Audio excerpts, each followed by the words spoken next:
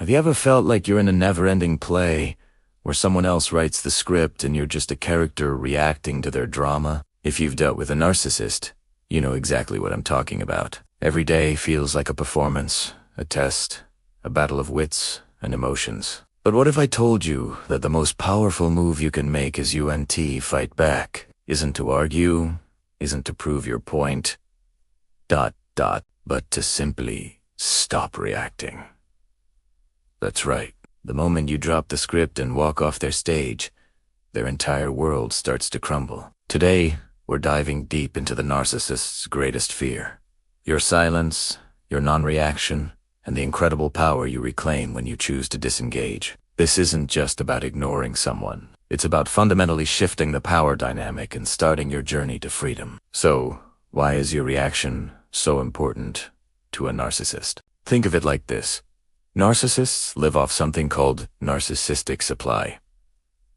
This isn't just a fancy term. It's their emotional fuel. It's any form of attention, positive or negative, that validates their sense of superiority and control. When you get angry, when you cry, when you defend yourself, you're feeding them. Your emotional response proves to them that they have an impact, that they matter, that they can control your inner world. It's a game. And your reactions are the points that keep them winning. They provoke you on purpose. The little digs, the backhanded compliments, the outright lies, they are all carefully crafted to get a rise out of you. They want to see you flustered, upset, and engaged in their chaos. Because as long as you're reacting, you're connected to them. You're still part of their drama, and they're still the director. Now, imagine what happens when the fuel supply is suddenly cut off. This is where their fear truly begins. When you stop reacting, you're not just ignoring them. You're sending a powerful message. You no longer have control over my emotions. Your games don't work on me anymore.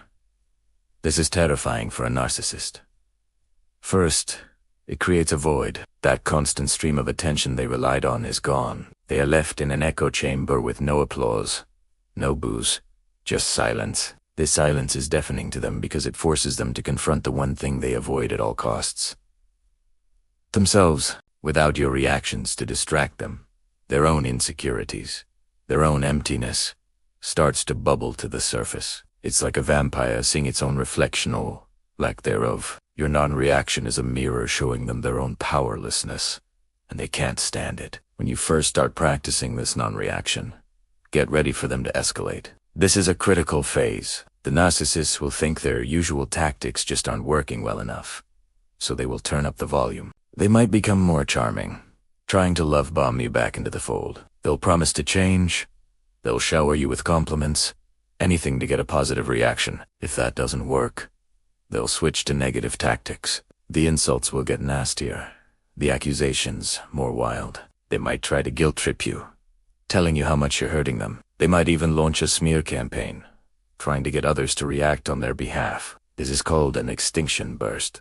It's the final, desperate attempt to get you to re-engage. The key here is to hold your ground. Recognize it for what it is, a tantrum. A sign that what you're doing is working. You are taking your power back, and they are panicking because they are losing their grip.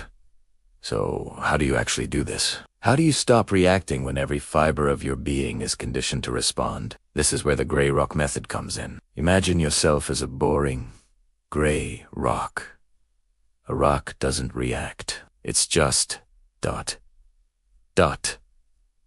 There. When the narcissist tries to provoke you, you become uninteresting. You give short, factual, unemotional answers. Yes. No. I don't know. I will think about that. You don't explain. You don't defend. You don't engage in debate. You make yourself the most boring person in the room. This starves them of the emotional drama they crave. It's not about being rude. It's about being a blank slate. You are conserving your precious emotional energy for yourself, for your healing, instead of wasting it on their pointless games. It's a practice. It will feel unnatural at first, but with time it becomes your armor. Another powerful tool is setting and enforcing boundaries. Non-reaction isn't passive. It's an active choice. And part of that choice is defining what you will and will not accept. You might say, calmly and firmly, I will not discuss this with you when you are yelling.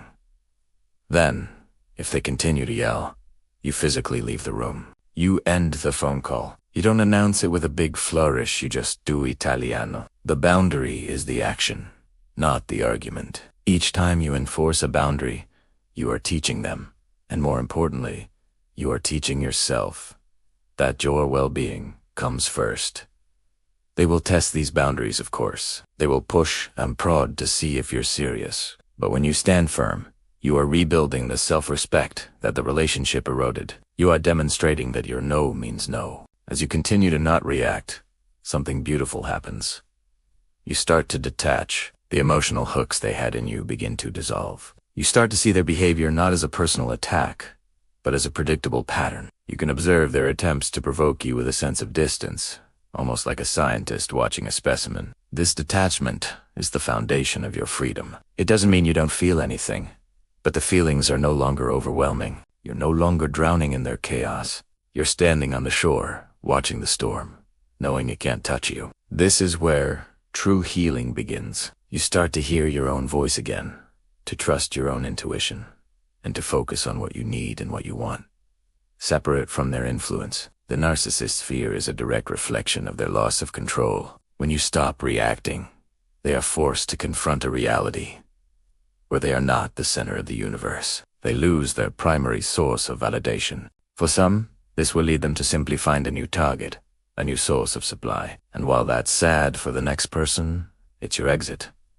It means you are free. For others, it might trigger a narcissistic injury, a deep wound to their ego that can result in rage or a complete collapse. This is why it's so important to have a support system in place and, if necessary, to go no contact for your own safety. Your non-reaction is not a strategy to change them. They may never change. It is a strategy to save yourself. It is the ultimate act of self-preservation and Remember, this journey is about you. It's about reclaiming your peace, your energy, and your life. Every time you choose not to engage, you are casting a vote for yourself. You are reinforcing the idea that you are worthy of a calm and stable emotional life. The silence that you offer them is a gift you give to yourself. It's the space where you can heal, grow, and rediscover the person you are outside of their drama. The narcissist's fear begins when your reactions end. But more importantly, that is the exact moment your freedom truly begins. If anything in this video resonated with you,